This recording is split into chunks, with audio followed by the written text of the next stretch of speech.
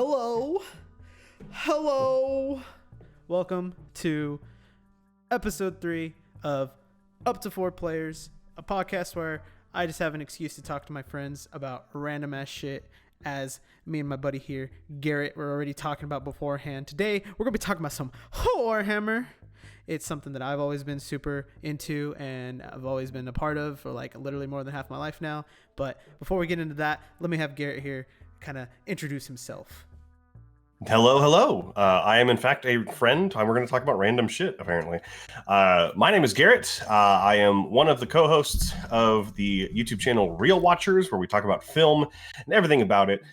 In my spare time, I do a lot of Warhammer, just like Riley is saying right now. I'm newer to the hobby than Riley is, but I know a little bit more about 40K, apparently.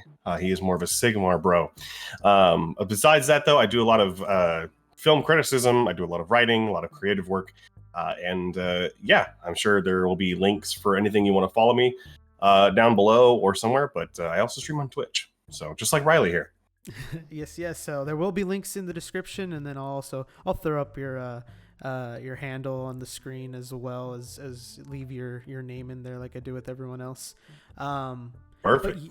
But yeah, Warhammer, that, funnily enough, just as a quick introduction to our relationship, I met Garrett back in college. I think it was our final year. I think it was actually for Capstone specifically, right? I think we had met before that, in a class before that. I know we decided to do Capstone together, I think. Yeah. I don't remember specifically, but we worked together as well. I think that came after. And yeah, funnily enough, we never talked about Warhammer at that point. I think you hadn't gotten into the hobby at that point either, though, right? No, I had not engaged with the hobby at that point. I had always known about it, but I mean, I had kind of gotten into it through my hobby at that time, which was Dungeons and Dragons. Yeah. And, I had minis that I painted for D&D, specifically like the Reaper ones and the WizKids ones. And they were never as fun to paint. And I picked up a couple of, actually, I think the first Warhammer models I picked up were actually Sigmar Sequitors, I think. I don't remember exactly which ones there. There are these ones right here. Hammers, right? The two, yeah, these guys. That's actually one of the first ones I ever painted. And just I immediately fell in love because they were bigger scale. There was more flat area to paint. It just felt better to paint. And that led into 40K, which is funny because you'd think coming from D&D, I would appreciate the fantasy side more, but no, I latched on to 40K. Yeah, and I feel like in general, you're right. But when it comes to Sigmar, a lot of the units are a lot more like flat sides, so it's a lot easier for new hobbyists to kind of work on those models and test their paint skills on, versus 40K, which is so much detail in everything. And oh my god, like, don't even get me started on my Sisters of Battle fucking models. Like, those the details are so fine. It's like, don't even get me started on my Adeptus Mechanicus. You can hush. You can hush. True. However, I will say, the one thing that Sigmar does have in terms of difficulty are they have a lot of spiky bits, like long spiky bits. I know, like, True. Chaos and stuff like that for Warhammer. It yes, there's a lot of like pokey things here and there, but dude, if you ever try to play the Sylvaneth, I never know how to pronounce it. That's all it is. I hate messing with my Tree Lord because his little like hair spike things. I'm just like, oh fuck. But I have a couple of Chaos models, and the amount of unintentional blood packs that I've signed because I've pricked my fingers on them. Yep. Yeah, for sure. I love it though. I feel like 40K is a lot easier to learn in terms of playing. Which is funny because apparently it's the opposite in reality. As far as like my hobby shop, they always say that it's easier to learn Sigmar than it is to learn 40K. I guess because 40K has more rules. Yeah, there's a lot more in play with them, since I feel like there's so many different guns, right? There's so many different weapons that can be used for shooting in 40K, yeah. Whereas in Age of Sigmar, your shoot phase is, you have, a bow, or you have a cannon, or you have like I guess you can't really, flamethrowers, not flamethrowers, but like fire breath, like from dragons, Flamers or yeah, whatever. like, yeah, whatever like that. I think that all still counts in the shooting phase. So, and magic isn't necessarily that difficult in that game as well. It's, to me, when I really think about it, it's like D&D magic, but with an additional step, because you roll to see if you even can cast it, and then you roll the damage afterward, just like you would in D&D. So yeah, it's not too bad. Yeah, it's from everything I've heard, and I think Psychic is the same between Sigmar and 40k, if I'm not mistaken. But to be honest, I don't play any army with any psychic powers right now. Same. So hopefully that changes soon, but we'll see. Yeah, I'm looking to build an Eldar list, but that means having money and and more time. Don't have that. Yeah, no, for sure. So you got started, you said, with the Sequitors. I'm assuming, was it one of those like the get started painting sets, or was it an actual like squad of them that you got started with? No, it was one that came with 3 of them and like the base paints you'd need to get them started.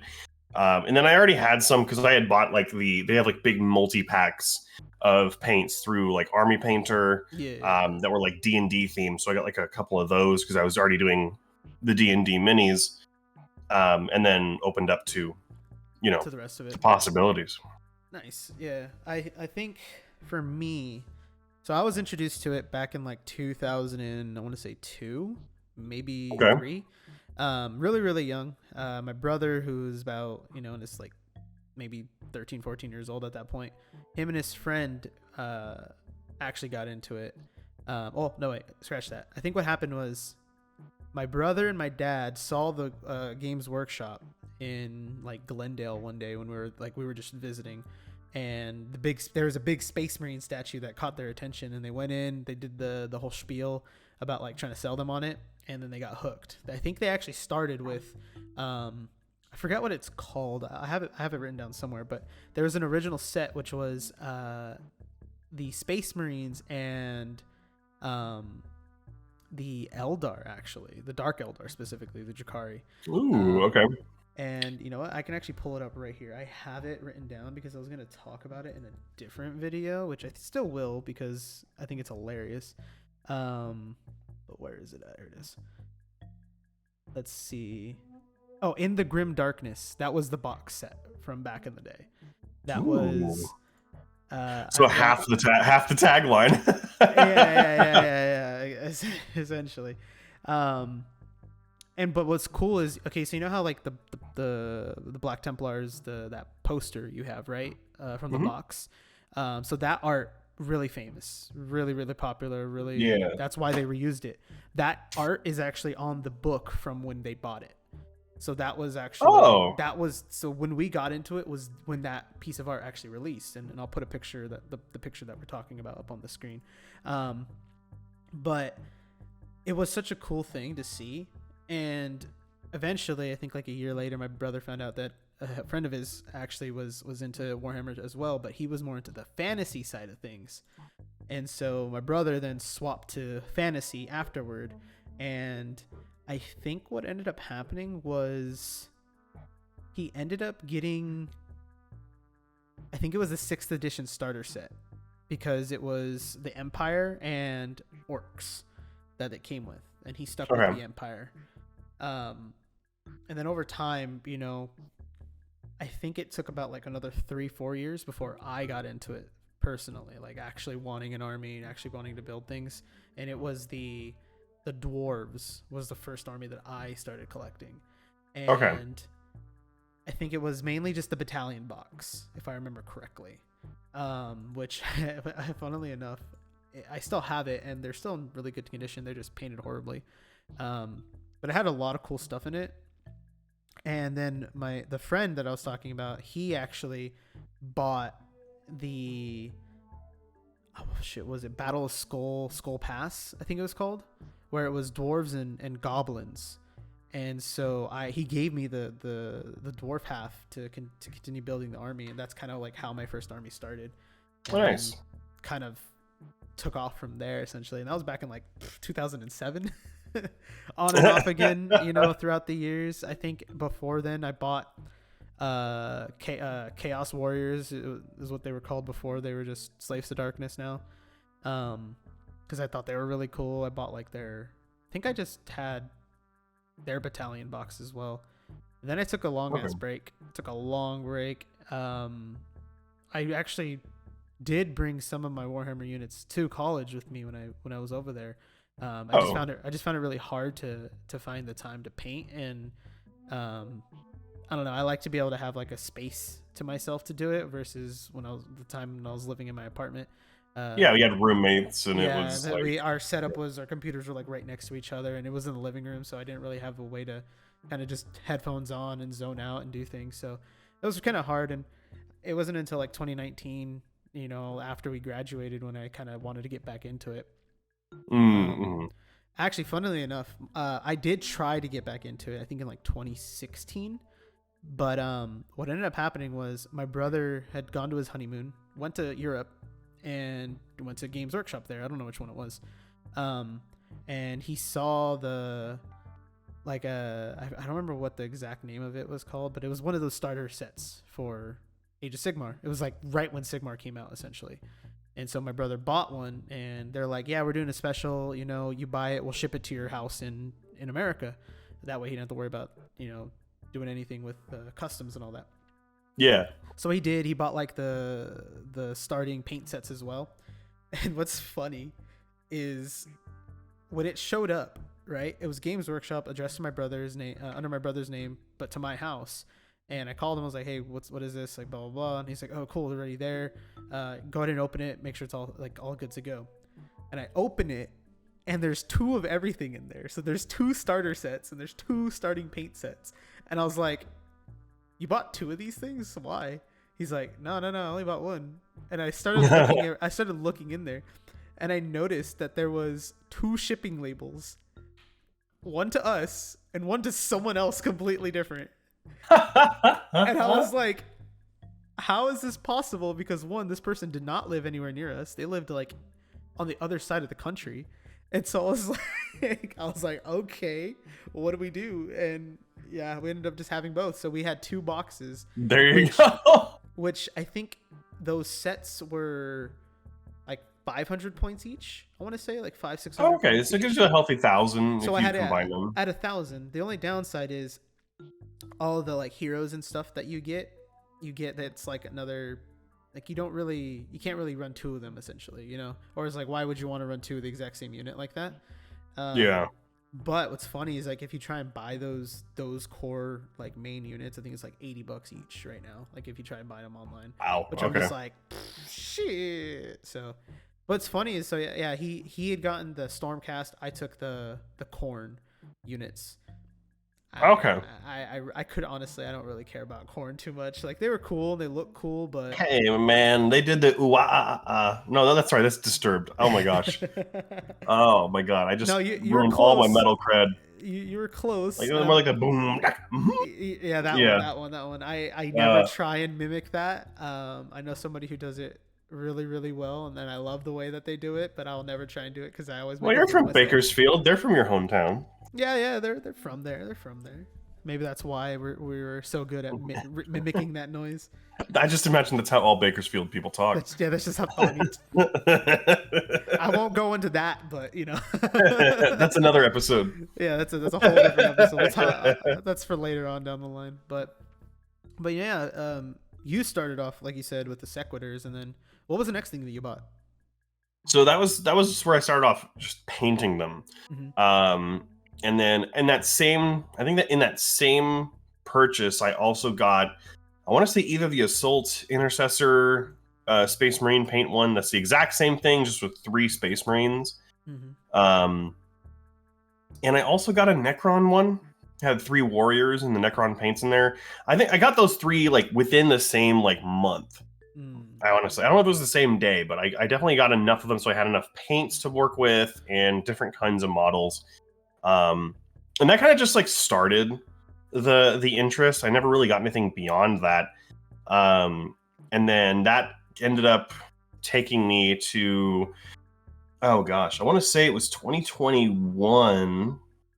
It was like right during the middle of the pandemic was like when I was like, I want to start painting again, because I took a break from painting, didn't have any in-person D&D groups. I was like, I don't need my minis anyway right now.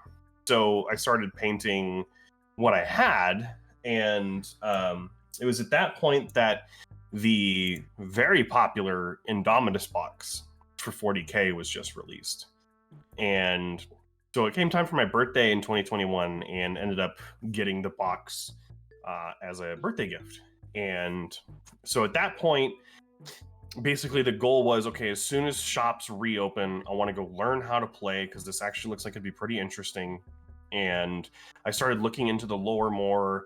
And then honestly, I bought a bunch of stuff too. Like I was like, I really want to get into this. I want to see if my friends want to get into it.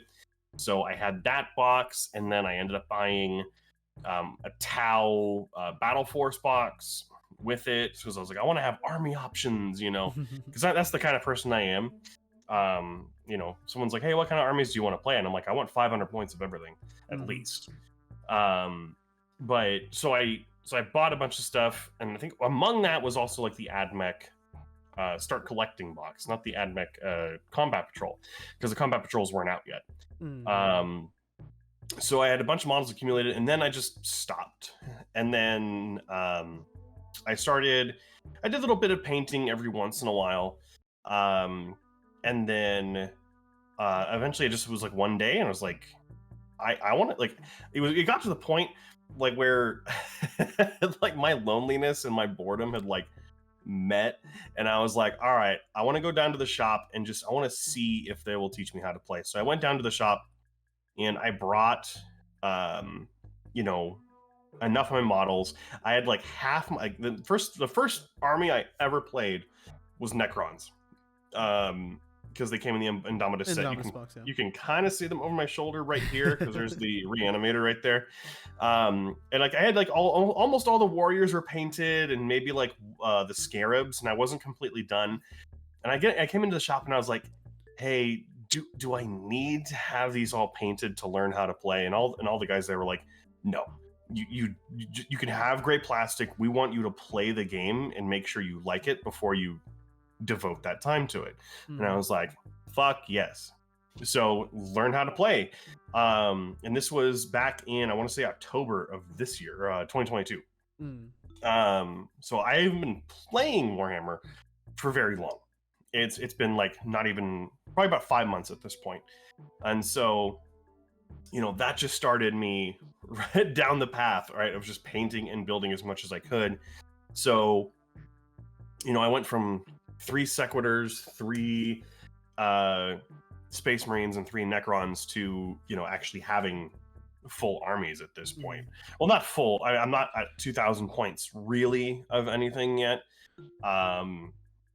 My biggest would probably be my AdMech, followed by the Black Templars that I'm currently in the process of putting together. But I just went on a spree. I built as much as I could. I painted as much as I could. It's like my room's kind of a mess. I don't want to move my camera too much, but like all my AdMech is up there on my shelf to the side of my all the booze. I don't have a problem. I just like to have a full bar. So like now, from not knowing anything 5 months ago to having, I want to say about 1,400 points of AdMech, about 1,500 points of Black Templars now, 1,000 points of Necrons, about like 250 to 400 points of Eldar because of a box set. I've got like maybe 1,200 to 1,300 Tau. I've just not built any of it yet. I feel that. So it's been crazy. I love it so far. I mean, I am one of the few players. I don't know. I think Riley, you're the same way, where it's like I don't care if I lose. I am there to just play and to get out of the house and to meet new people and to have fun, which is what more people should play the game for. I mean, one of the biggest pieces of advice I can give anyone, whether you're new to the hobby or not, is play the army you want. Don't play the units you want. Don't play it because it's good. Play it because you want to. I have to do that with my AdMech because they're fucking expensive. But also just have fun with it. Like, don't be that guy. right? Like, don't be the one that's like, oh, you can't do that because it's not a good unit. It's like, no, just play whatever the hell you want. Also, I mean, this the hobby does have a kind of a bad connotation with people of a certain political standpoint, and most people are not like that. So take that grain of salt. This has actually been the most welcoming hobby I think I've ever joined with people that play. It definitely is, like, from all over. And I mean, it stems down to the fact that, when you go into any of those shops, like, the workers they genuinely like it, they genuinely want to play. They genuinely want people to be interested in it. And I think it's just like any community, though, when it comes to social media and online interactions, like, online, you're going to always see the most negative things coming out of it. For sure. When I relate it back to working retail, working at Best Buy and Apple in the past, it's like when someone comes in like, oh, hey, do these phones have a lot of problems, right? It's just like, well, or they're like, do you see this often? It's like, well, yes, technically, because if you have an issue, you're going to come to us.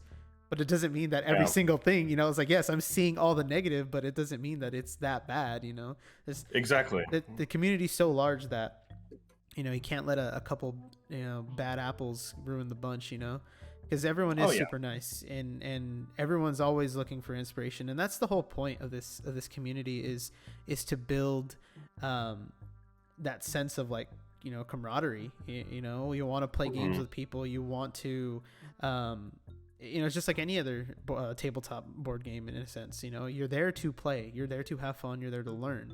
That's how I've always seen it with D&D. When I talk to people, a lot of friends who I got into it, they were very hesitant because they were afraid that people were going to kind of gatekeep without really, saying that, like, oh, I don't know how to do this. I don't know, like, what my spells do. And it's just like, I don't know either. Like, I don't memorize that stuff. Of course, like, over time, I'm going to remember it, but I've never had. It's one of those things where, like, this hobby has I mean, at least the shop that I play at and the people that I hang out with, no one really gatekeeps. I mean, you might get the occasional, like, oh, do you have this unit? And it's like, no. And they're like, oh, and I would recommend it. I think it would fit in really well with your army. It's not like, oh, well, then your army is trash because you don't have this $400 list that conforms to what I want to play. It's not like I think you are also into Magic the Gathering, I was, and that one can be really, like, especially I play Commander. Like, Commander was my bread and butter, and I would say it still is if I haven't sold a lot of my stuff. But, like, that would definitely have some gatekeeping in it, like, if you get someone new to the hobby, no, I don't have a Soul Ring in my deck. Oh, well, you're gonna lose, like, it just rubs you the wrong way. But yeah, this hobby is, at least the people that I've been around and you and kind of, I would say a majority of the people are very very friendly, very welcoming, and I think a lot more people would have fun with it than you would think.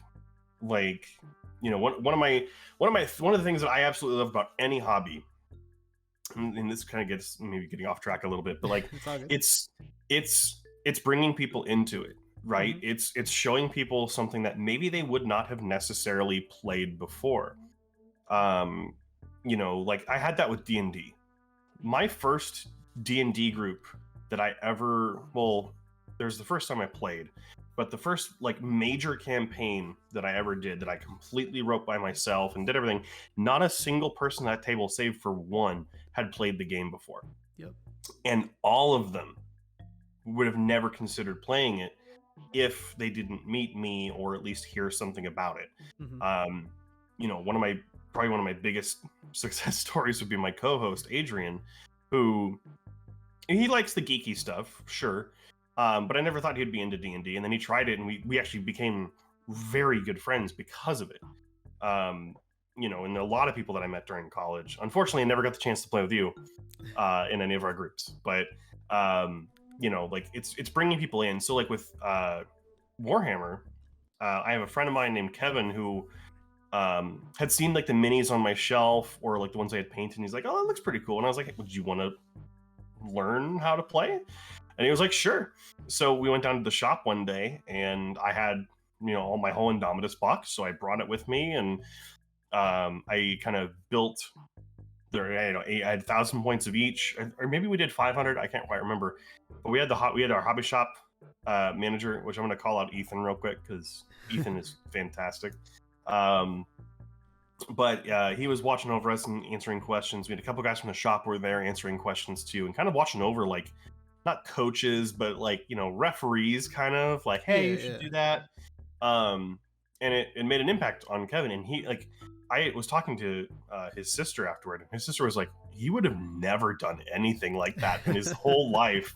And the fact that you got him to do it, not only that, for Christmas, I ended up buying him the Recruit Edition, which comes with like maybe 250 points of Necrons and both. Space Marines. And he put them all together in one night and was like super excited. Granted, they're pretty easy because they're push fit. Yeah. And then ended up playing a game with his girlfriend, a good friend of mine, Nadia. And she is someone that I would never see playing the game, but she loves the Terminator movies. So she saw the Necrons and was like, oh shit, those are cool. And they played a game and she beat his ass. And she's like, hey, I won. I'd kind of want to play that again. I'm just like, yeah. So actually, this Monday we have a day where I'm going to teach 3 people all from that group how to play. So nice. Again, bringing people in is a huge joy. But there is definitely some stigma to get over, right? Like there's definitely the nerdiness of it for sure. Like you're rolling dice to see if you hit. I've never played any game with measuring tape. So the fact, like, my dad is a carpenter, he's a handyman, he's like one of those kind of people. Mm-hmm. And the fact that I bought a decent tape measure on Amazon, and he was like, hey, I saw you bought a tape measure. What are you working on? And I'm like, it's for the game. And I just see his eyes sink a little bit. And I'm like, I'm sorry. But like, there is that stigma, but there's also like, one of the things you kind of have to understand, and I would say the people that are the wrong people for this game don't seem to understand, and is that all the zealotry of the lore, all of the factions, they're all parodies. Mm-hmm. It's all farcical for what it's trying to represent. It's riffing on different things, and it's when people take it seriously that you have a problem. And because like for all intents and purposes, the Imperium of Man is a fascist religious zealot organization. Yeah, no, for sure. That you could easily see some moron who stormed the Capitol building being like, oh, I agree with that. This game is awesome. And that's not what it is at all. I think the biggest thing with all this, like, anytime games, or media in general kind of takes a stance in any way, it always is gonna trigger people one way or another. The one thing that I've always really liked about Warhammer's lore in general is there is no good or bad guy. There is, everyone's the bad guy, at least in 40K. Everyone's bad. I think in terms of in 40K, I think the only people who you could ever consider are good guys in that universe is the Tau. I think that's literally lore wise. I think the Tau are the only ones who haven't done anything that's kind of like. Well, there are three factions that I would say are good, and there's only one that I would say is like actually good, which is the Tau. I don't care what any of you say. The Tau are the good guys. That there's 2 other races though that are good just because they don't have an ulterior motive. And one is the Orcs, because all they want to do is fight. They don't care about government or religion. Well, they have Gork and Mark, but they don't care about like who they fight. They just want to fight. They just want to fight. That's it. That's how they settle everything. And then the other would be the Tyranids, because they're literally just mindless and like to eat. Gene Stealer cults are another thing because they're kind of messed up. But the actual Tyranids, there's nothing wrong with them. Dude, and speaking of Tyranids, they're like one of my favorite like factions lore wise, because they just come out of nowhere. Like literally, I think I forget what it was from, but there was a thing I was reading where it was talking about how Tyranids just kind of started showing up from all corners of the universe. That was the Bricky video, I think. Was it? Well, yeah. But like just that concept, right? Like they just literally appeared from everywhere. Yeah. They weren't coming from like a specific like sector or anything, like, you know, invading or anything like that. They just started popping up, and I was like damn, that's wild, that's amazing, and I want this faction. But storm armies scare me because there's so much to do, so much to build, and so much to paint with them. Thankfully, well, that's the easy thing with Tyranids, though, is that there is a lot to paint, but they're so easy to paint. Yeah, you literally like 3 colors, and you're good. You prime, dry brush, that's it. Mm-hmm. Especially with just like the regular like Hormagaunts or whatever. Yeah. Like I want to make a Gene Stealer, or not Gene Stealer, a Tyranid army, and I know this is a common paint scheme, but I want to paint them like Xenomorphs. I want to spray prime them black and then dry brush them either like a dark purple or like a dark gray, and then you just have a Xenomorph Tyranid army. But then the other side of this too, I want to get an Imperial Guard army and paint them like the Colonial Marines from Aliens. Oh yeah.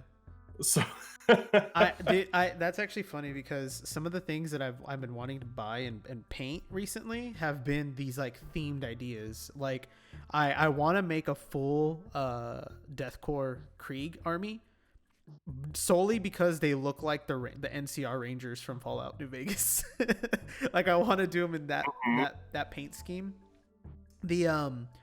The Tau I really want to get as well, mainly because I want those big battle suits, and I want to paint I want to get like a couple of them, mainly to paint them in a specific way that looks like specific Gundams. That's literally the only reason. Like I do love, you can totally kit bash too. I know you could take Gundam parts and easily put them on a Tau, and I'm just like, man, that'd be so much fun, and that's what I'm really excited for because I watched a video recently. Have you watched Eons of Battle on YouTube? Yeah, I mostly watch the basing stuff because I really wanted to elevate my basing game. Yeah. So he actually did a video recently. I think it was like, you know, the time we're recording within the last like 2 weeks or so, where he was talking about Forge World, right? Like I have no experience with Forge World. I've never bought from them. I've never put any of those models together. But he was talking about the issues with Forge World, right? And the fact that the way that company is set up is the fact that like it's meant to be kit bash stuff, you know, it's meant to be things that you use with other stuff to make it however you want. The big downside being it's all resin and you have to cut and drill into all that stuff, right? Which is very poisonous. Resin is not a good material to work with when you're dremeling and sanding and cutting and all that stuff. But he made an interesting point, which is Forge World is perfect for Gundams. And I was like, he's not wrong, because it is very modular. It is very like the thing that I've noticed is a lot of people who do play Warhammer or like to build Warhammer is they tend to also do Gunpla, and that's because they enjoy the building process. I personally have ran into that feeling of like building Warhammer units can sometimes be very tedious and boring because I've built so many. Like I have. That's so interesting because I feel like, at least for the armies I play, everything is so different, and there's so many different options that you can go with that it never does feel different. And maybe I don't know. It's like my lifetime I've spent. I mean, well, my camera's going crazy for some reason.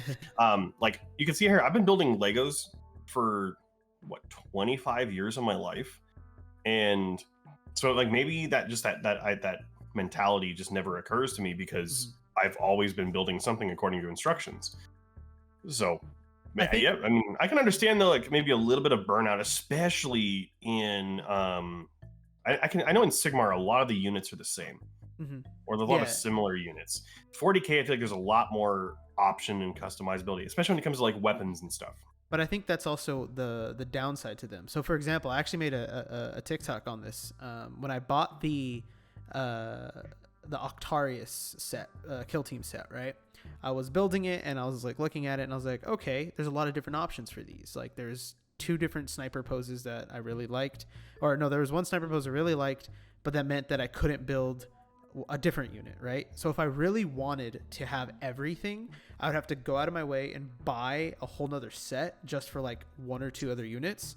But then I'm building the same units again for the ones that I don't really care about. And I think that's kind of where people are, where he was coming from in that context, because it also depends on your army, right? Like for AdMech, I feel like it's something that it's good to have that variety. It's good to have a different units all over, because that's how I always build in my armies. I try not to build or try not to buy too many of the same units, because I'll tell you this, when I built my Sisters of Battle army, the fact that I had to build 5 Sisters of Battle squads, I built like 40 or 50 of them units total. That can get fucking tedious sometimes.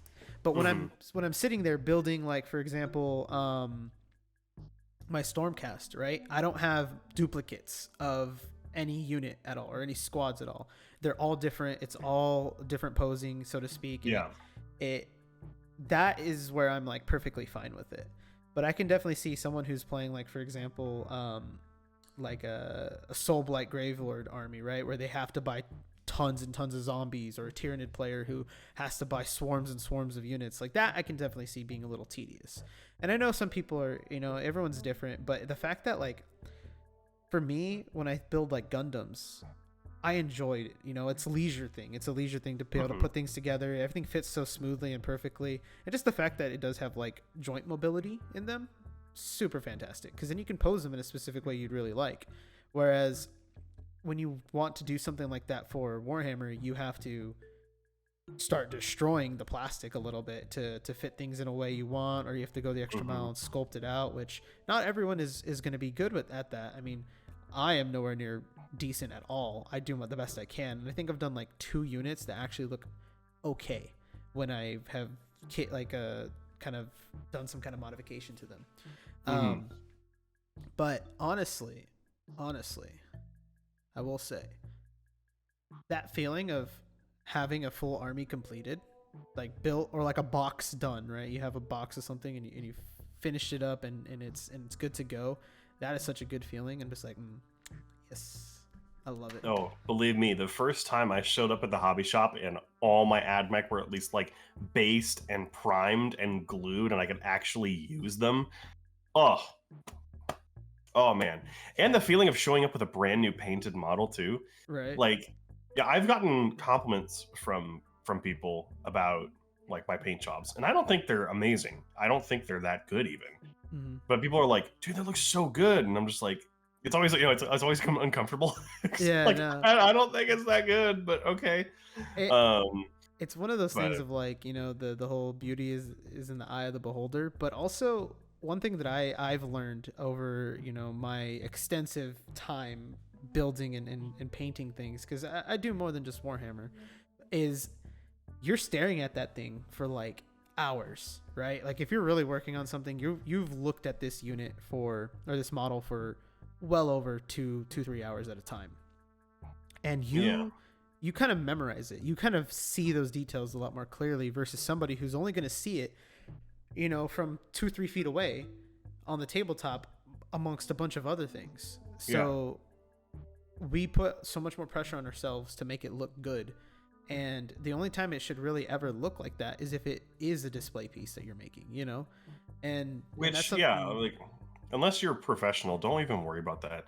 Like, I've quickly seen, like, once I'm getting to a point, like if I make a mistake, right, and I'm filling in an armor panel and I go a little bit over, or like maybe a little bit like the trim goes a little bit, bleeds onto, I'm like, I get angry in the moment, but then I'm like, wait a minute.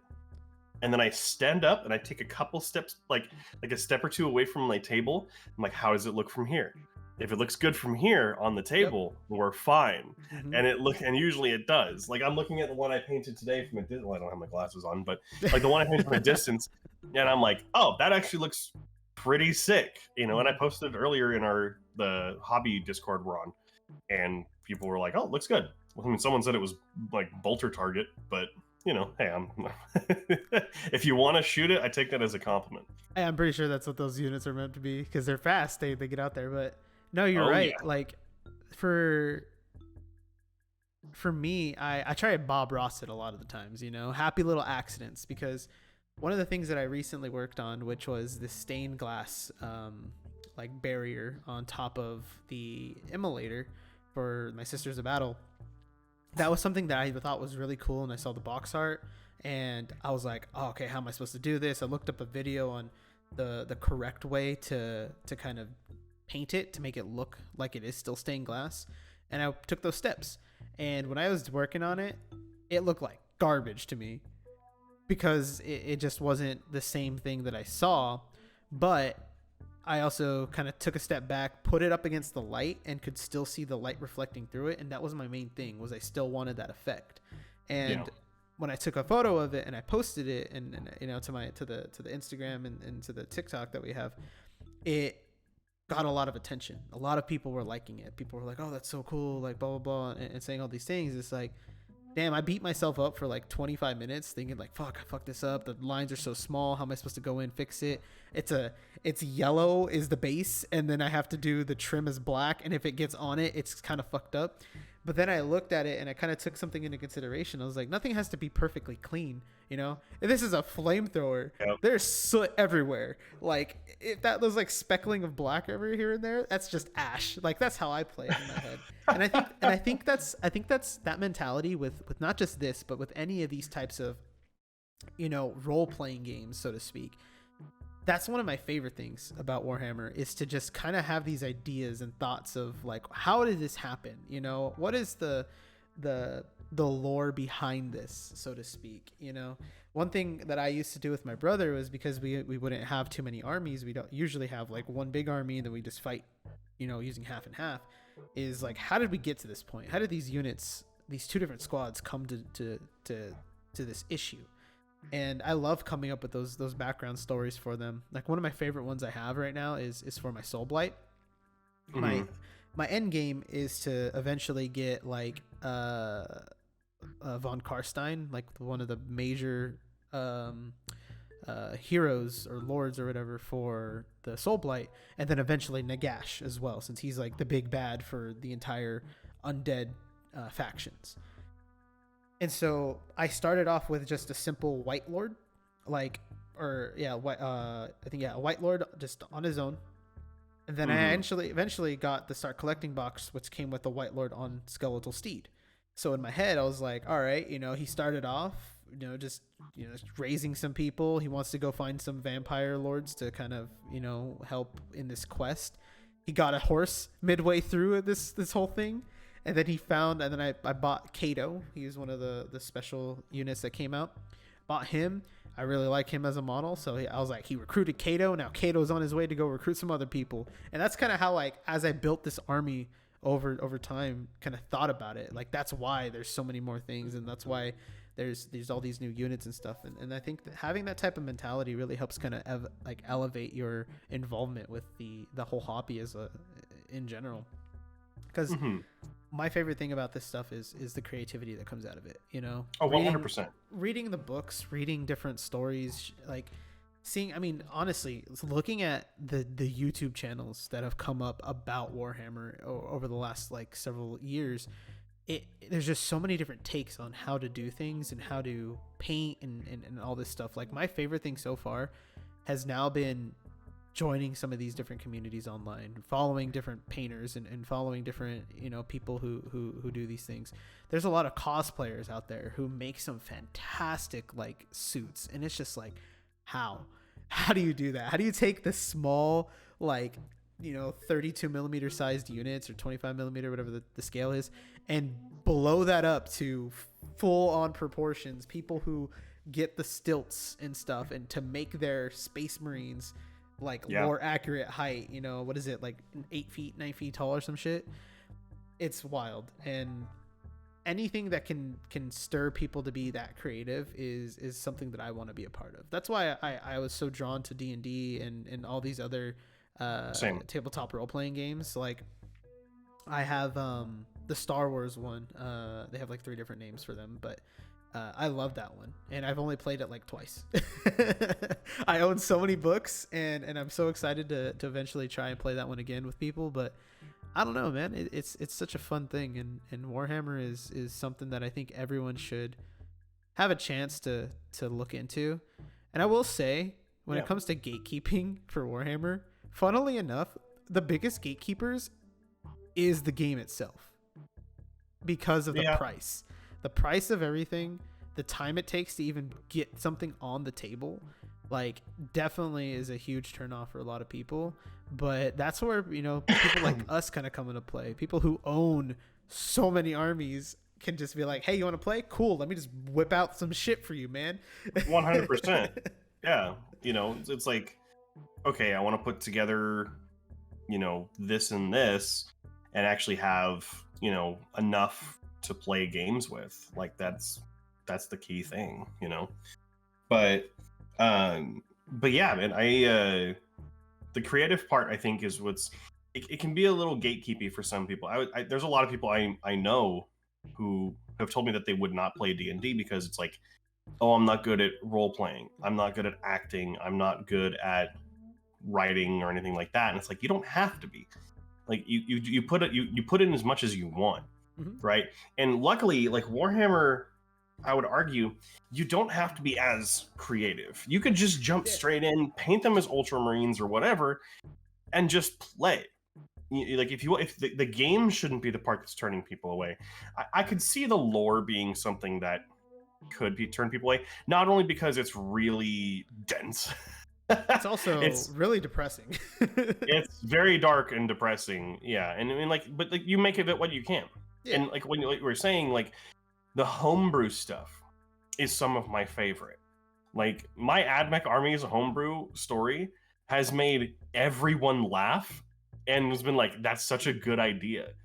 I guess for the purposes of the podcast, my Adeptus Mechanicus, I'll send a picture to Riley to post for at least the color scheme. But like they you know, the whole AdMech, they go around, they try and find lost technology because inventing new things is heresy. So in one of their expeditions, they found a VHS copy of The Matrix, and there's no such thing as movies in 40K. So for all they know, this actually happened, and a man overcame hostile AI, which they don't like in 40K, and beat the computers. And so now they worship Neo. So I like, that's the entire, like, I also just wanted a way to justify a black color scheme for the AdMech, which if we're going to talk leaks and not too soon here, we might be getting the Dark Mechanicus getting their own codex. I heard something about that. Yeah. Is very exciting. But like my Tau, you know, obviously, yeah, the Tau, the good guys, you hear that. Fish people, weeaboos, whatever. Shut up. That's people? The joke.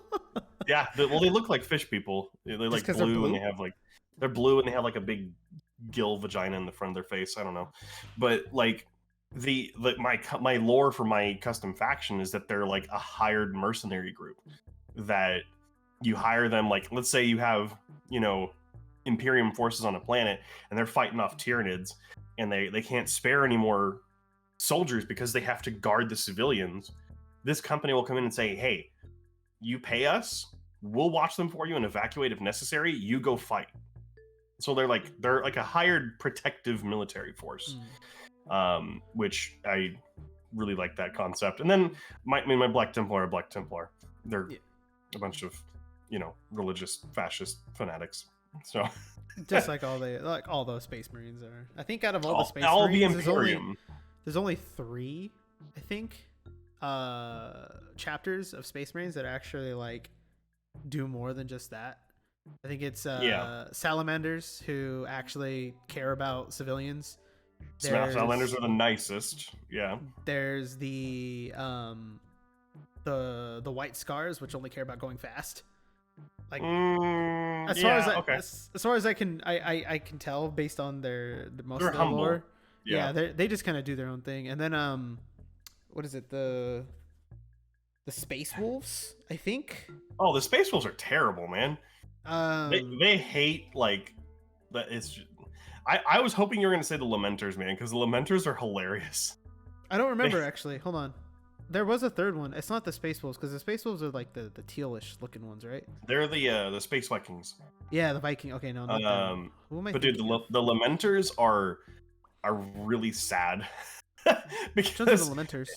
The Lamenters, they're a successor chapter of an army that went heretic a chapter that went heretic. I think they were they were a part of like the Word Bearers or the World Eater, not World Eaters. It was I Word think the Bearers Word or the Bearers. Horus, and like, but they were lost in the warp, and then they came out, and they were like, "Hey, we're back," and it was like 10,000 years, because and now their original army is gone, but they're so intent on telling people that they're okay that they just became like one of the nicest factions ever. However, because the Imperium still thinks they're traitor, they send them on the most dangerous and most suicidal missions, and they always tend to come back. What the fuck?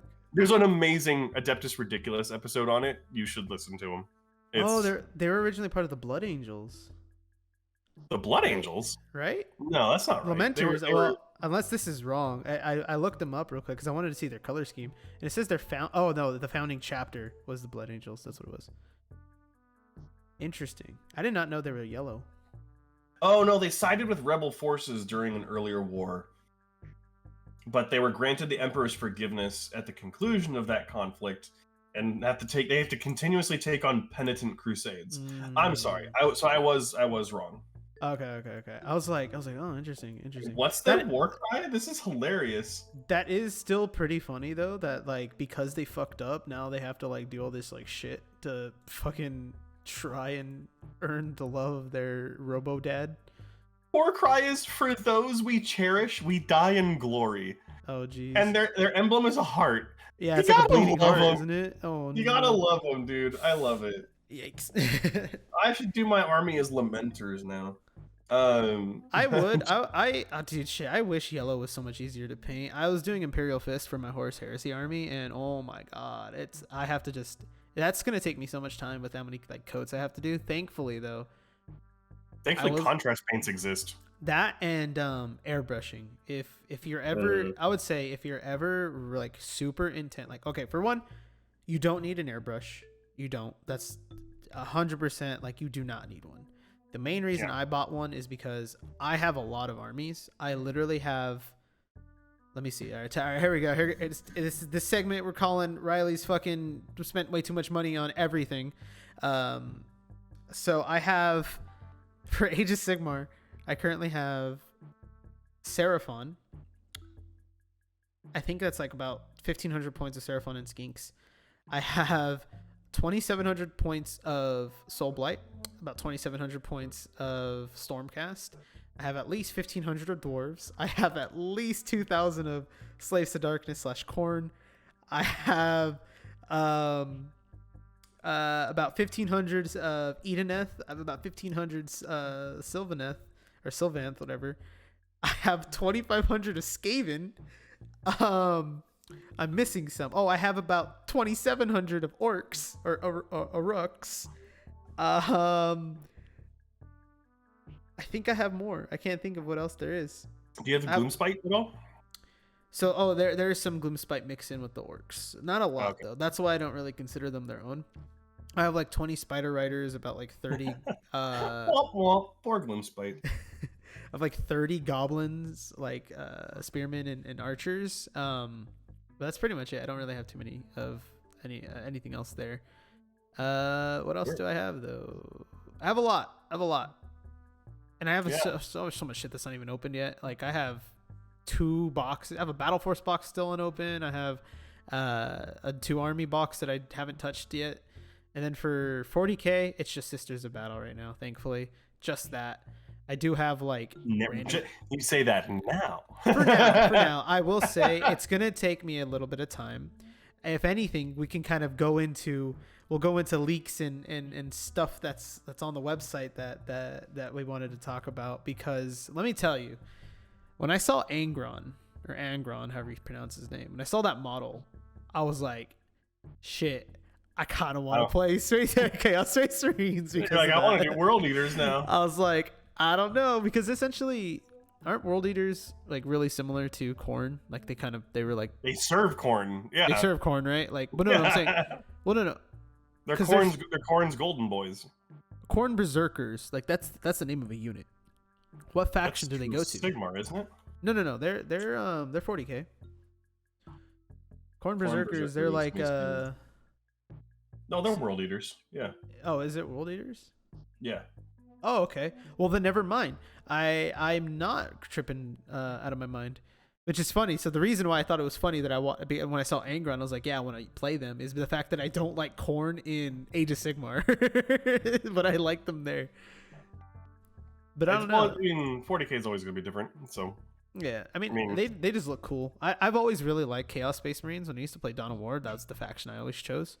But let's talk about some of those leaks you brought up, because I wanna talk about those, and yeah, send me the link as well so I can see them with my own 4 eyes, and then so it's a YouTube video. Oh, okay, no worries. With a picture of a 4chan post. Oh, so never mind. I just you can just tell me about it. So this is the 10th edition leak. That's These right, are 10th edition one. what I am currently hearing. It sounds like this is legit. I guess this person's leaks have been pretty close, Pretty spot in the on. past. So the thing that we kind of already guessed, but we kind of are getting more confirmation of, is that 10th edition. So 9th edition, the big starter boxes showed Ultramarines versus Necrons, because it was the Indominus Crusade. 10th edition is going to be Tyranids versus Dark Angels, which is pretty sweet. It'll show, obviously, it'll show them as Dark Angels, and then as Hive Fleet Leviathan. So that's just the typical one you usually see. Purple Carapace with the white flesh, I believe. But this one is a big one. We are getting Primarch of the Dark Angels, Lionel Johnson, returning. Oh shit! As the second now, and will be the second playable Loyalist Primarch. Yeah. In 40k, which is pretty. It's pretty sweet. How expensive is that unit going to be, though? Probably. I mean, I don't know how much Gilliman is by himself. He's probably around like 70 to 100. So it'll probably be about the same for Lion. Is wild. I mean, the Trader Primarchs are like 150, 170 because they're giant. They're demon Primarchs. So it's a little bit different. Gilliman is 65. Oh, okay. That's not too bad, actually. I mean, it's not too bad, but I would buy a Gilliman. This one, Tyranid players are receiving a new model called an Apex Swarm Lord, which is going to be hopefully a bigger HQ unit. Swarm Lords already, though, those things look fucking crazy. They're pretty sick. Core rules are getting streamlined, which is very nice. Very much easier to learn, hopefully. This is a big one. I don't know if this is true or not, but the Psychic phase and the Command phase are going to be combined. That makes sense, actually. Yeah, which I think they're like that in Sigmar. They essentially are. Well, it's a little different because I think it makes more sense, because in Sigmar you have your command phase is like each commander of your units can issue like something, essentially, right? And the magic phase is kind of combining any prayers, magic, and all that stuff as well. I don't know, it's kind of weird. Like I said, I've never actually played a full game of Age of Sigmar, so I don't know the entirety of the rule set. My brother and I always played it as like first person to kill everyone wins, and it was just that. We never did anything else. Okay. But yeah, okay, interesting.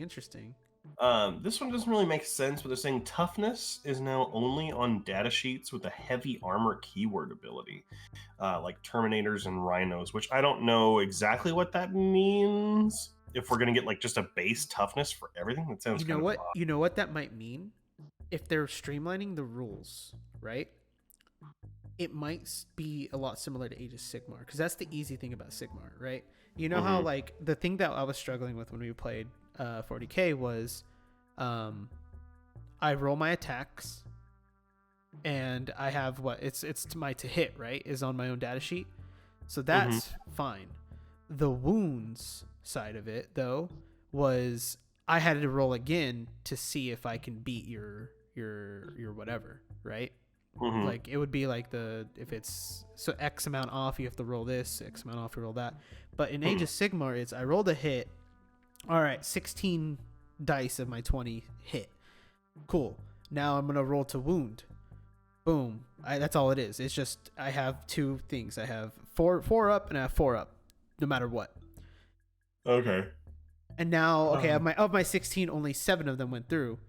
Now you have to actually save. The opponent saves on it instead. So there isn't that toughness power thing. Actually, there is. I think I don't fucking know. The more I think about it, the more I'm like, hold on, I'm getting my games confused. I'm getting things mixed up. But the thing I think is why it would now be relevant for heavy armor is because having heavier armor is significantly harder to hit versus it should be. Yeah, versus like the cultist, for example, because I know those are new units that came out recently, which literally have no armor on. It's bare skin, so they should be easy to hit. Yeah, they should be easy to do damage to. So that kind of makes sense, and I think that's why the leak probably is a little confusing, is because we don't have all the information. But I'm sure of it now that there's going to be like a huge change to the way that fighting takes place. I mean, I don't know why they wouldn't make the 2 games more similar. I mean, they pretty much are. Like, there's really no reason for them not to be similar, but who knows? Maybe I'm just shooting shit out my ass because I don't know much about either games. You're like, I didn't eat Chipotle. I'm just kidding. Chipotle's great. Don't hate Chipotle. Chipotle is great. I want your sponsorship. Shit, I want Chipotle now. But they said armor penetration and invulnerable saves are unchanged. Okay, that's fine. Yeah, that's sensible. Detachments, battle forging, stratagems, and CP generation have all been simplified or reworked, which is so confusing if you've never played before. You're like, what does it mean to be battle forged? I asked this one, they're like, it doesn't matter. You're just battle forged. It's like, then why would you call it out? Just say those are the rules for your or whatever. So it sounds like those are getting streamlined. I think in context, it's supposed to be like, isn't it supposed to be that your units are all part of the same faction instead of? I think so. Because technically with the, for example, when I hear battle forged, I'm like, oh, I've played a game before. So if I haven't played a game with this army, I don't get any of those rules until I've completed the game, and now they're battle forged. That's what I think when I hear that name. Oh no! When I think about it, it's because I remember reading in the book when I was starting off with my sisters. It was like talking about how you need to have. It's kind of like the keyword thing, right? Like they all have to have the same keyword, because in Age of Sigmar, you are more than welcome to. Because technically, with my orcs, technically, I can't take those goblins. They aren't considered part of the big WOG. They are allies. They're just part of it to supplement the points that I'm missing. So I think it's kind of that same context where there you can take those units, but they aren't actually gaining. You're not getting the buff, those buffs of having a full squad or having a full whatever. So yeah, I think once we see those books, definitely. But holy shit! Wait, are there more leaks before I can kind of dive into those a little bit more? Sorry, I was totally like my phone was blowing up. No, you're good. But we're moving on. The nenext leak here. Or yeah. No. I was gonna say like we'll finish the leaks. Completely fell off the conversation. I know you did. It was hilarious. Oh, that's embarrassing. So apparently the game is now intended to be faster with smaller units and a much bigger emphasis on terrain, which is interesting. Which that leads into the next one. Along with the starter box, there will be new series of terrain intended to scale from small to medium to large, which is pretty sweet. So, I mean, I've always wanted to buy some terrain so I could have a table here at home. You don't need it. You could just do it with books and other things. But like soda cans and shit like that, like trash, honestly. But there'll be... This is an interesting one. So the core rules for 10th edition will be free online. Instead of a big core rulebook, with 2 variants, which is narrative and competitive. So narrative would be like Crusades, competitive is like tournament play. And then there is a new codex coming for the Dark Admech, which is fucking cool. Chaos gets its own Admech. And one brand new Xenos race. Which is cool, because we already got a new race this year. We got Votann. Speaking of which, we're getting a second wave of Votann, along with an updated codex launching in September, which is pretty sweet. The way that Space Marines will receive codexes and rules for chapters is changing completely. So that's kind of vague. But the new edition will also see GW retiring the current range of texture paints and are being replaced with something else that is in partnership with Screen Products Limited. Interesting. So should probably go grab some more texture those paint. soon. I don't use them too often. The only one that I've really like kind of liked is Sterling Mud, I think it's called, or something like that. Battlemire, Sterling Mud. There's 2 of them. I've used a lot of like Astrogranite, especially with my Necrons. But now I just use like, especially with my AdMech, it was just pieces of sprue to look like bricks. It was aquarium gravel, coarse sand, and fine sand, and then just priming it and dry brushing it. Yeah. So I don't know. I might swoop on a couple of those, but let me see. I think the shop's got a bunch of them in stock right now. If you want to, take a couple. We'll see. We'll see. That's the thing right now. It's like when it comes to the okay, cool. I can kind of go into this little tangent now. When it comes to me wanting to buy shit, right? I wanted to wait because the new 10th edition was coming out, and I'm glad I made that decision because, for one, we just talked about this. I was like, I want to paint Space Marines. I just want to paint them. I don't necessarily want to play. And Dark Angels is what I was leaning towards. So I was thinking them or Salamanders. But the main reason why I wanted to paint Space Marines is because of the cloth that some of them wear. But the only two chapters that do that, or that is very prominent, is Black Templars, which I don't really care to paint in black because it's super easy, so to speak. I mean, not easy, but I don't know. I just like color, and so I was like, Dark Angels also do that because they have the dark green and they have the hoods on with the like that cream color cloaks, and I was just like, all right, I want to do those. And the fact that I'm also wanting to buy Tyranids, and that you're saying that this new box set is gonna be both, I'm just like, shit. I know what I'm doing. I know what I'm doing. We're also getting another Versus box pretty soon, which is gonna be Dark Angels versus I think it's some sort of chaos. Let me double check that real quick. Interesting. I'm excited to see what this new Xenos race is because I also really do like Xenos in general. I love the Tau, love the Tyranids. Those were actually, the Tau were going to be my actual first army I was going to start off with because Gundams. I love Gundams. But I saw and I was going to start off with the Chalnath. Is it Chalnath, whatever. Chalnath or whatever. Chalnath Kill Team box because, hey, it comes with them. It's a box game that I could try, ease myself into 40K. And that's when I discovered the Sisters of Battle, and I realized I was like, you know what, I like them more in context. So I was like, all right, fuck it, we'll do those. But I might have to swoop on that box, and I know now that I need to swoop on it as soon as it comes out. If it's anything like Indominus, shit's like $500 to buy.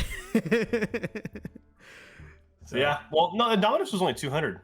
Well, no, I'm saying now, like if you wait and they sell out. But the thing is, it's interesting though because when you look at the Dominion box for Age of Sigmar, right? The last big box that came out for all that stuff. It just did not sell. Maybe it was just in the locations I've been in, but I see people selling those Dominion boxes for like $100, dude. And like honestly, well worth it for anybody. If anybody's wanting to get into Age of Sigmar at all and they see a full Dominion box for $100, well worth it because you get 2 armies, which is like, I want to say like maybe 500 points each, maybe more. But let me break it down here. You get the core rulebook, which on its own is like $50-$60, and it's also a collector's edition cover, which looks really nice. But the hero units you get in that Dominion box, if you went online to GW's website to try and just buy those hero units, $80 each for each side. So that's $160, $50 for just the book. You're already well over the $200 that the box was originally when it first came out. So it's definitely a really good option for people. And also, anybody trying to get into it, find a friend, split the cost in half, and boom, easy. You have your own faction, they have their own, and you guys can continue on like that. But I am interested to see what happens with that new edition because I feel like it's going to be cool. Also, the AdMech stuff, that I didn't even think about it, but that makes so much sense. Like when people are fucking around with technology, if you come across something that's kind of, a little cursed, so to speak. Well, there were AdMech that worked with the traitor factions during the Horus Heresy. So that's what basically is the evolution of that. Oh yeah, because it's the new guy, right? The big new Chaos faction leader. Vashdor. Yeah, Well, he's not a leader. He's like he's another deity essentially. Because he's basically the fifth of all of them, because it's Nurgle, Slaanesh, Khorne, and what's the other one? No, he's like a demigod. He's not a god. He's not that powerful. It's like we're like a greater demon, I guess. Kind of almost like a Primarch. Almost like Be'lakor. Yeah, exactly like Be'lakor. Okay, so he's just another Be'lakor kind of thing, which is still cool. Big old demon. But he's like Robot Man, right? He's from the machine. He's got some flesh on him, but he's got some machiney bits. Interesting. So that's a really cool concept. I like that idea. It's interesting to see, because so when we mentioned that they brought back, or they introduced the Voltan, right? The faction that's like the new race they introduced. Well, they're not necessarily new, if I remember correctly. Like the Squats is what they used to be, and they just then they retconned them, and then they retconned it again. Yeah, and then they like rebuilt it essentially. So I wonder if the Tyranids ate them all, and then now they're back and they're angry. Yeah. So it makes me think, like, I wonder if this new faction that they're going to introduce, if it's genuinely going to be a brand new faction, or if it's going to be something that was in the past and then they've now kind of resurrected again, you know? But yeah, I don't know what it could be. I mean, visually, I have no idea. I'd be very interested to see what it is going to be and what it's going to look like. And, I can go back to that video and I can see if I can fast forward to when he talks about it. The only thing I can think of, if they were to try and reintroduce something into it, is what units are there out for 40k that are for Slaanesh? 40k units? Yeah. Mostly just. It's just the Dark Eldar, technically, right? No, the Dark Eldar don't. They're not like. They're not a Chaos faction. They're their own thing. But what I'm saying is like they're the only ones who've been. They've only been. They're like one of the main ones that have been impacted by her, though. Oh, the Eldar in general. Yeah. They got they Slaanesh stemmed from the Eldar. Yeah. But because when I think about it, you know how Tzeentch, right? They have their own faction of demons that can be used in, both Age of Sigmar and in 40k, but those are also integrated into the what's it called, into like a Chaos Space Marine faction. Yeah, I think most of the units for Slaanesh come from Sigmar, actually, because you can use them in both. Yeah, so like interesting to think of like what's the biggest faction that you would use would be the Emperor's Children, which are just the Chaos Space Marines that use sonic weapons. And they're all purple too, aren't they? Yeah. Yeah, like right now. And they're crazy. When I go to GW's website, right, and I click on Armies of Chaos is what I'm looking at. Mm-hmm. They have just the normal Chaos Demons, which is just Chaos Demons. It's essentially Chaos Undivided, right? That's all it is. It's just demons and that's it. That's really where all you would see Slaanesh's units, but they're not integrated anywhere else other than that, really.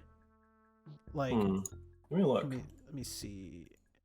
There's Chaos Knights. That's not Death Guard. Death Guard is Nurgle. Thousand Sons is the Tzeentch. Is Tzeentch. World Eaters are what's it called? Khorne. Yeah. So they're literally just missing it. So I wonder if maybe that's what it could be, is potentially bringing Slaanesh more into the fold rather than you having to go Chaos Space Marines and then building it around it, Yeah, I could say that it would probably be. I could see the Emperor's Children getting their own codex and their own support in 10th edition. I don't think we'll see it be that before 10th. They said it's specifically a new Xenos race. True. So it's a new alien race. Yeah.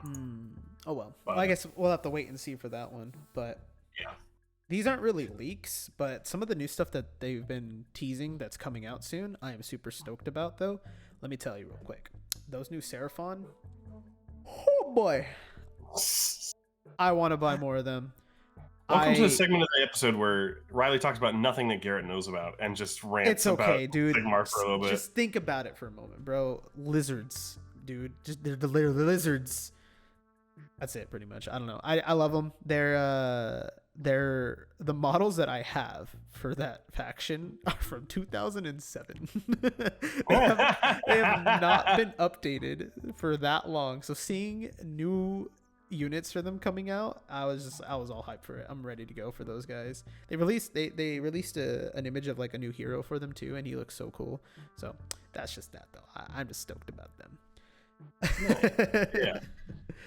But I've been seeing some of the release videos they do, like the teaser ones, and I'm like, that looks like it would be cool.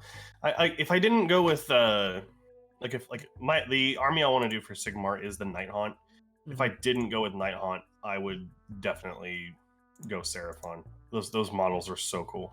They're fantastic, and Night Haunt is still actually really cool. Night Haunt was one I wanted to do. I just was too intimidated about trying to do that ethereal effect on them. So I was like, I have a few just because I was like, I'll test them on there. So if you ever need them, let me know. I can always give you those. Well, there you go. What other factions would you be interested in playing for Age of Sigmar?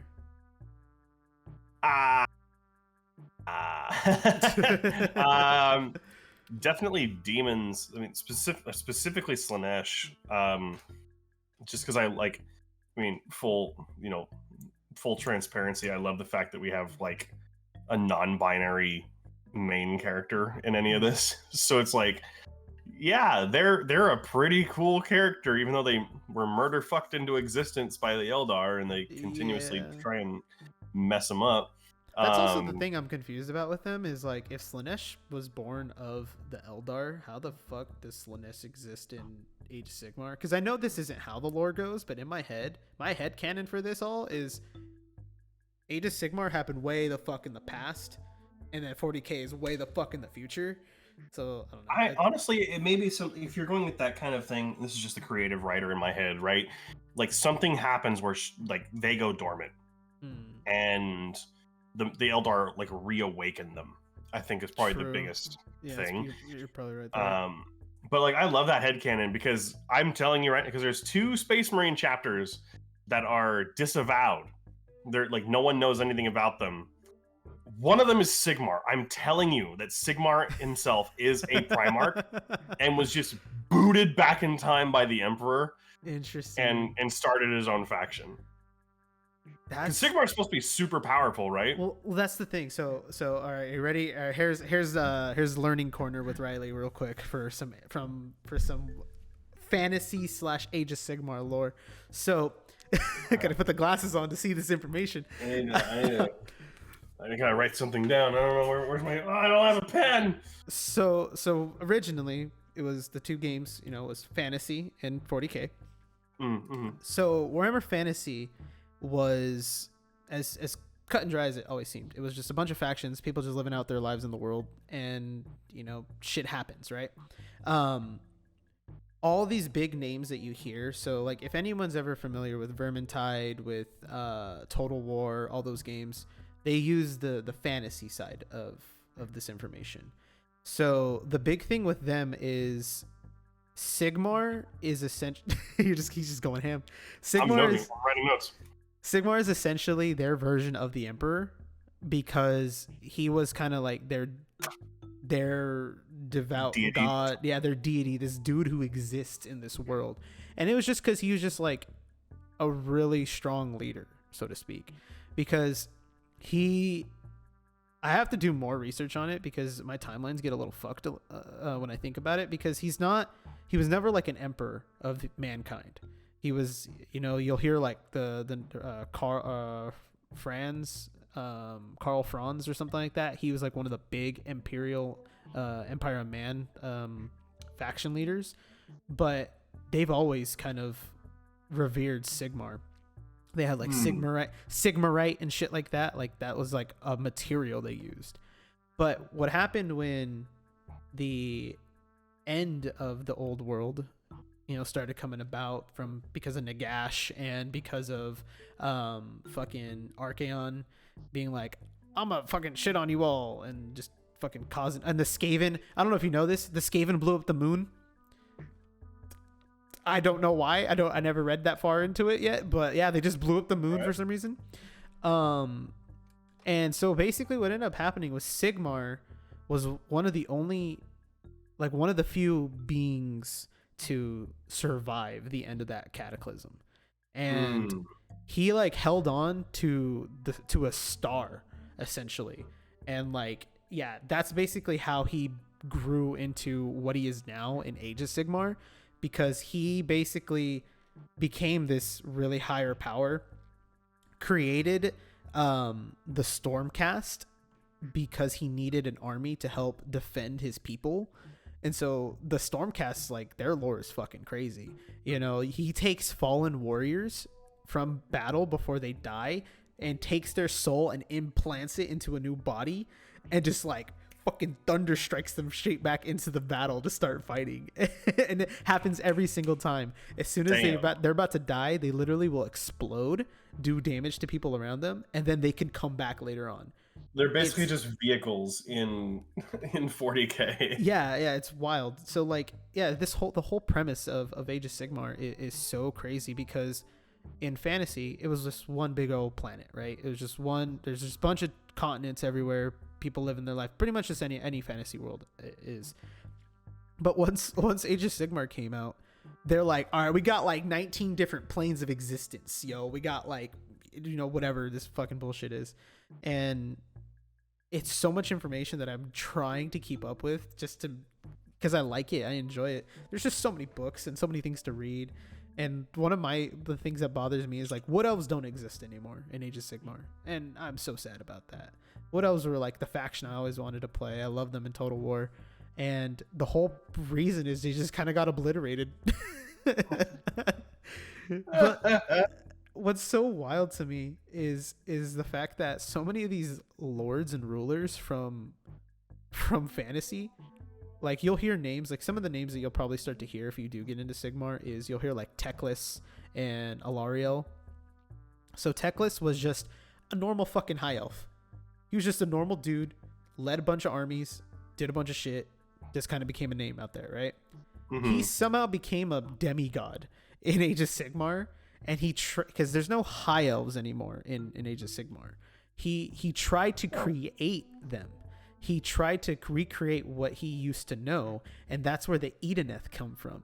It was his first like rendition of trying to make elves again, and he fucked up. And he kind of just like, he was just like, all right, I'm just gonna ignore you guys now. And that's why, like, the thing they were missing was a soul. That's why when you see like the really pale skinned ones that look like they don't have any eyes, those are the Namartai. They don't have a soul. Like, they're literally born without one, and they're just kind of these that's why they're called thralls. And the ones that do have like actual pale or tan skin with eyes and they're actually people, those are ones who were born with souls. And it's very rare for them to do that. It's like one in every like several thousand, like hundreds or something like that, are actually born normally. And what's even more wild is their souls are gathered from other factions. And so people are literally born with like an orc soul or like a fucking Stormcast soul or like random shit like that. And that's why the Edeneth go and like pillage coastal towns, because they need those souls to reproduce technically. It's such a wild concept. Jeez. Yeah, but Teclis is like, fuck them. And then he created the other faction, the what's it called? The ones that actually look like elves. What are they called? The Lumineth Realm Lords. He created them, okay. And they look just like him from fantasy, which is wild. Jeez. It's like all these random normal people became gods, and now they're trying to figure shit out. Alariel was another high elf. She basically became the wood elf like deity, but there's no more wood elves. It's just the trees. There's just dryads and tree lords now, and it's just like, bruh. But yeah. Anyway. That's Learning Corner with Riley for that brief moment. I don't even know if I went over everything that was supposed to go over, but still. It's a lot of bullshit. It's a lot of shit that's going on. I love it, and I wish I could know more. I'm going to learn more, but who knows how long that's going to take. Yeah, you never know. But, yeah. awesome, man. Yeah, dude, fucking Warhammer's awesome. And to kind of start wrapping things up for this, right? I have a question for you. What is, it's still the beginning of the year, it's only February. What are your goals for the hobby this year? Ooh. I would say one of my biggest ones is to finally play a full 2,000 point game. I'm close. I've done a 1,500 point game. I also want to get more into like the objectives and like secondaries and things like that. Like right now, I would just rather play to like, I want to kill you and I want to know how my units work. But as I get more and more experienced, I'd like to learn more about objectives and such. Obviously, I want to get my Tau built. I want to have my Black Templars already, which that's just a matter of time of me learning how to actually fucking play them. And then, I want to build my big knight. I still got to build my big knight, which is, he's sitting there in a box. And I would say just want to get more people involved.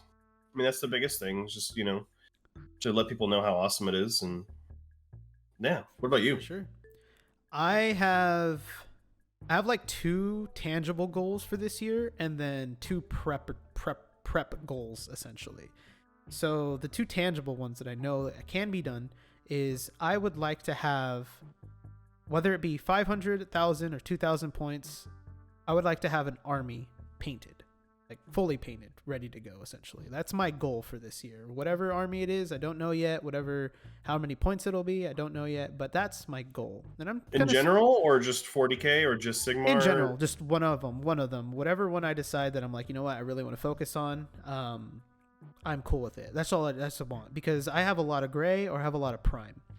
The other goal I have that's tangible is I want to not have, quote unquote, a pile of shame. I want everything to be built and I want everything to be primed. And because my methodology with painting is, if it's primed, you're good. You can just pick up a brush and go. That's the biggest thing that holds me back when it comes to painting, is a lot of models that I want to work on, I can't because they're not primed. And then I have to figure out when I can go prime, or, I have to set up my airbrush to do that priming, or I need to make sure I have my rattle cans ready. I have to make sure the weather's good. And, there's so many other steps that go into it. And it's just like, if I have everything primed, then I can just paint whenever. Yeah. And then my non-tangible goals, my more prep goals that I have for this year are, I want to become more confident in my painting, because later down the line, I would actually really like to participate in the Golden Demon. Like, that is something that I really would like to just be a part of. Not really thinking, I'll win or anything, but just to be able to say, yeah, I participated. And then the other part, hand in hand with that, is I want to go to Warhammer World for that big event. I want to go to, where, I don't even know where it's located, but, go to the UK, see what it's like, just kind of be there at one of the biggest events. So those are my 2 goals for Warhammer. I guess one other one that kind of goes with it, it's in relation to this YouTube channel and the social medias, is just to kind of get more involved with the communities, not just playing, with you guys at the shop and all that, but just talking to more people who've been a part of it, who may be, older, or who've been in it longer, or who are just getting started. I just want to start meeting more people, and it's been a fun ride so far. So here's hoping 2023 holds true for both of our goals. The year of the hammer, baby. The year of the hammer, and other board games. Honestly, I do want to play more. I want to play more D&D again. I did want to talk about D&D more, but I was like, you know what? That could probably just take us even longer. That's a whole episode. It's a whole nother episode, which I know it's going to be a multi-part episode for me, because I want to talk. I just spit on my microphone because I want to talk about it with you. Coming from the creative D&D DM standpoint, and then I want to talk about it with some of my friends who were just players and kind of talk about their experiences, because boy howdy were there some funny ass shit that happened down in some of our campaigns. But thank you, Garrett, for joining me tonight with our little rants and whatnot. Of course. Thank you for having me. Go ahead, drop your where can we find you, and I'll put them on the screen, and I'll have links to them as well. Absolutely. So the biggest place you can find me is going to be on YouTube at the channel Real Watchers, which will be on the screen hopefully at some point here. Also, there is my Twitch channel, twitch.tv/thickestThanos666, which you can kind of see my name kind of floating around somewhere on the screen when I'm talking. Other than that, I do have a blog as well, which I'll send to Riley, which I haven't updated in a while, but it's my goal to kind of get that more updated as I go along. Fuck all my socials. I'll you can flash them on the screen or whatever. I'm really active on Letterboxd because I'm a huge movie nut. So if you want to connect with me there, you can. That's really give the YouTube channel a shot because we're going to be starting it up. I think we're starting it next week. Hell yeah. So we were going to do because we did a podcast for 2 years. Instead of being a podcast, it's going to be we were going to do video episodes of a show. That has since changed. We are now doing live streams every Tuesday night, and we will make the videos available afterward for the show. So looking forward to it. Awesome. Yeah, we'll definitely have all those posted in the description. It'll be a little section for Garrett and his endeavors, as well as stuff on the screen to follow up. But yeah, thank you once again, man. And thank you to everyone who tuned in, watching, who's supported in any kind of way, whether it be here on YouTube or on any of our socials. We have the TikTok, the Instagram, the Twitter, the Twitch as well. Come say hi, come talk to us about your hobbies. It doesn't have to be just Warhammer. It can be anything. We've talked about D&D, we talked about other board games and stuff. That's what this whole community is meant to be. It's just, let's discuss. Let's talk about things that we like, because the one thing I've always enjoyed is just being able to talk to friends about random stuff that I enjoy. So thank you once again. You guys have a great night. Thank you, Garrett, for joining us. Talk to you guys later.